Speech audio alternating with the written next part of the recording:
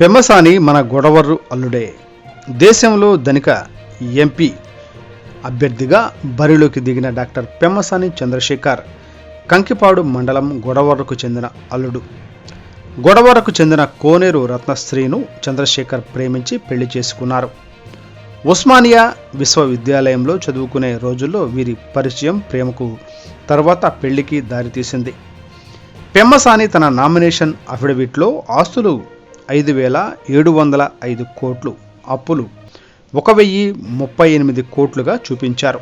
తన భార్య రత్నశ్రీ పేరు మీద ఉన్న గొడవర్రులోని 2.5 ఎకరాల పొలంను పెమ్మసాని తన అఫిడవిట్లో అప్పులతో పాటు పొందుపరిచారు.